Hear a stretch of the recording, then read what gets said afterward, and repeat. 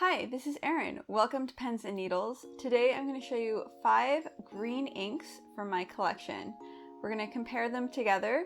First I will show you the chromatography, then I'll use my TWSBI Eco and my custom Pilot 91 to do some writing samples and some drawing samples. Now, these green inks are all fairly different from each other, and I'm excited to see how they compare on the Muji dot pad and Tomoe River papers. I decided to use the TWSBI Eco because it has a broad nib or bold nib, and I use this kind of pen whenever I write notes to people. I also wanted to use the custom Pilot 91 because it's the daily writer that I use, so if I'm going to like an ink, I have to like it in this pen. Alright, let's get to the chromatography. So I did a lot of filming of these inks and a chromatography, and most of it got lost on these nice wide strips of paper. So I did it again on some thinner paper, and you can see both of the tests next to each other, which I think is kind of cool.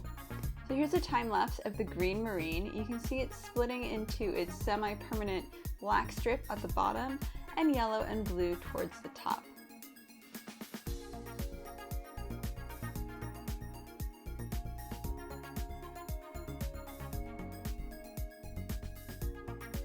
Here you can see the wide strip and the narrow strip next to each other.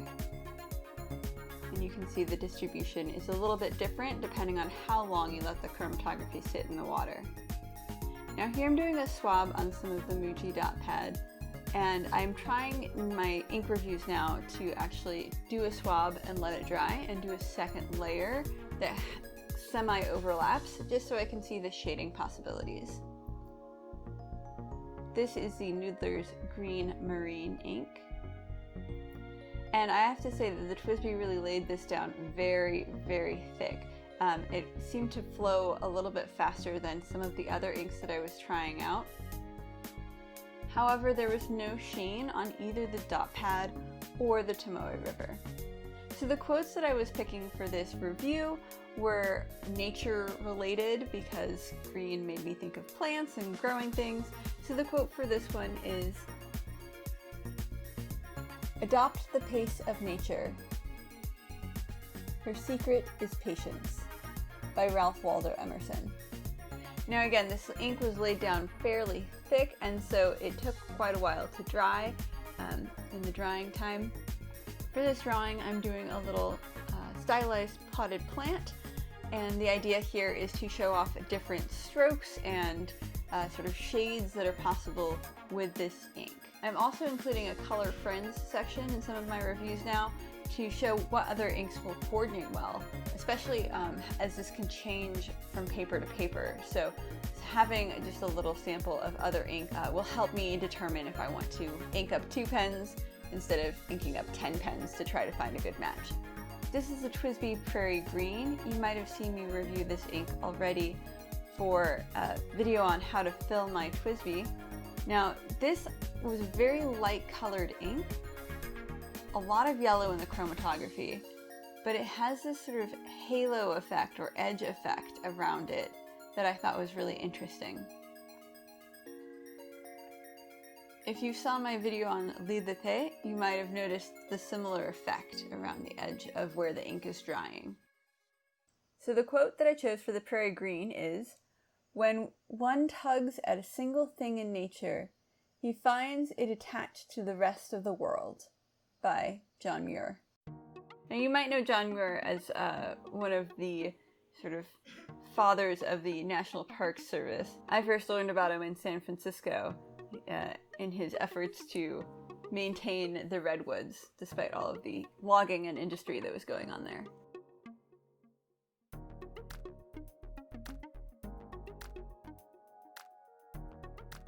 I found that it was very dry in the pen, so that might be something to be aware of in this as well, especially because of that edging effect. If you don't like that effect, there's not really much way to avoid it. It does dry pretty quickly and it doesn't blend very well. Now I was trying to use this as an advantage in drawing the leaves of the tree. Alright, now this Blackstone ink I was very excited. It's a scented ink. The chromatography doesn't smell at all, but it looks really pretty. It's got this red, orange, green mixture, which is really impressive. One of the downsides I found with this ink is that it sometimes develops crud on your nibs, so just watch out for that.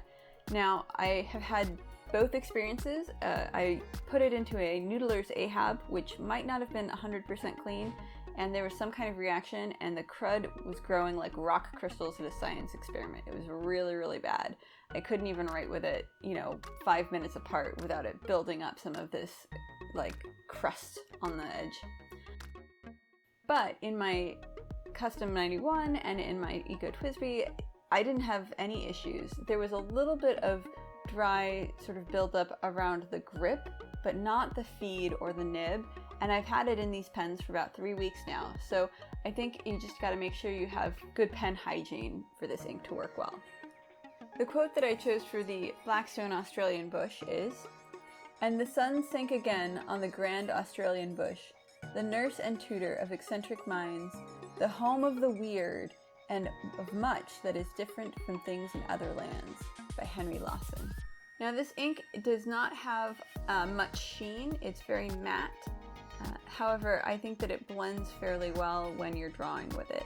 It does have a quick drawing time, but unlike the TWSBI Prairie Green, it doesn't have a strong edge to the ink. So even when it's dry, it's got a very smooth transition between the shades. So I found it very easy to draw with. So I'm drawing here a eucalyptus branch. I grew up in Southern California and there were lots of these eucalyptus trees all over, so it was something I was familiar with.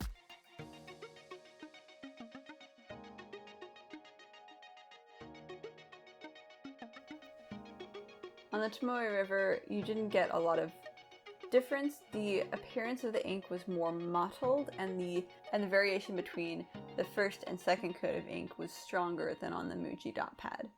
The drying time also seemed to be a bit longer on the Tomoe River paper, and this is fairly common for Tomoe River paper. I picked the eucalyptus plant as something to illustrate here because I thought that the color of the ink looked very similar to some of the species of eucalyptus. And it also gave me an opportunity to show off the blending power of this ink because you have these long sections that you have to fill in.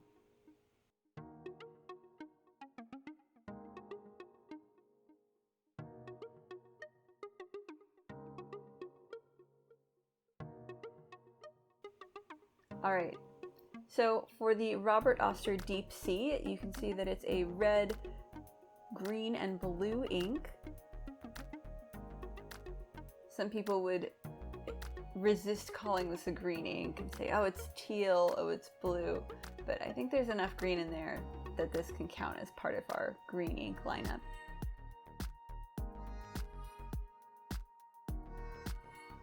I think the chromatography looks really nice.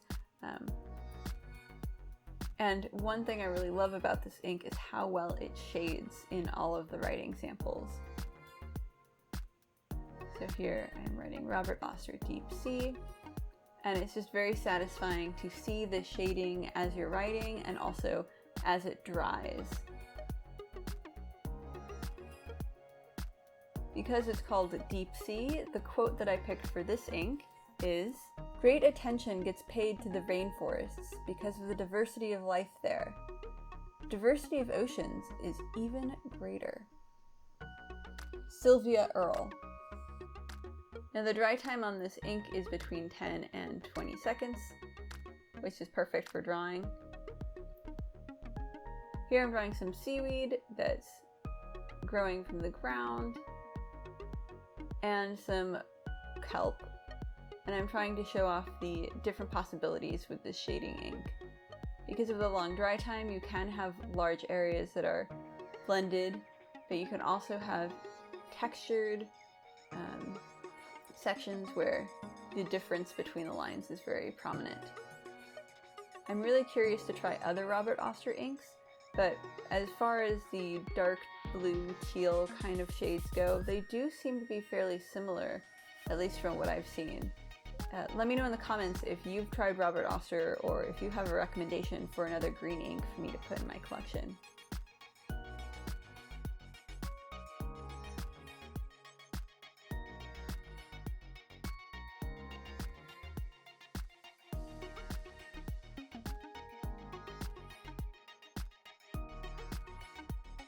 Alright, so now onto the Rohrer and Klingner.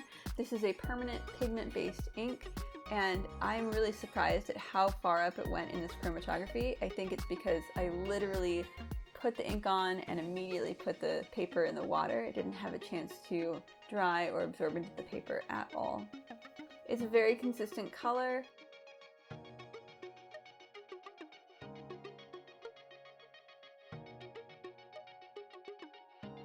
It does have a little bit of edging in the Tomoe River paper. You can see where it was very wet. And that allows you to do a bit of shading when you draw. You can see in my little seedling sketch here. Now the quote that I chose for this ink is, "Don't judge each day by the harvests you reap, but by the seeds you plant." Robert Louis Stevenson. Especially during a pandemic, I think this quote is very helpful in keeping things in perspective. Here you can see some of the chromatography scripts lined up next to each other.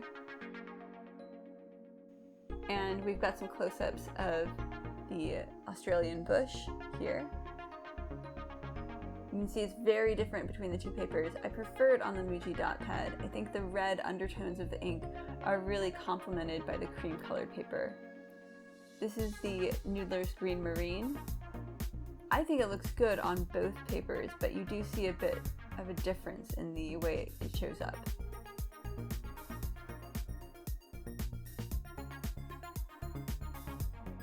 This is the TWSBI Prairie Green.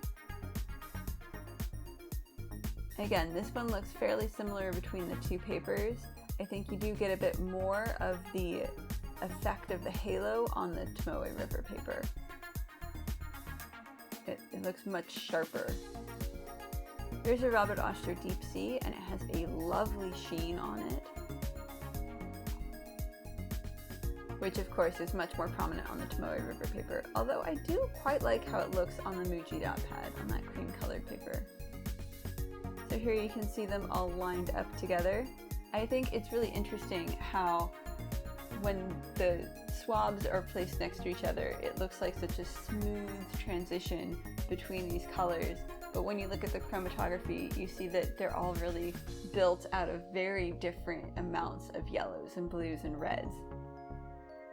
This is a postcard that I made of dropping bits of the Australian bush and the Robert Oster Deepsea, which I think right now are my two favorite shades of green in this collection, on some wet paper.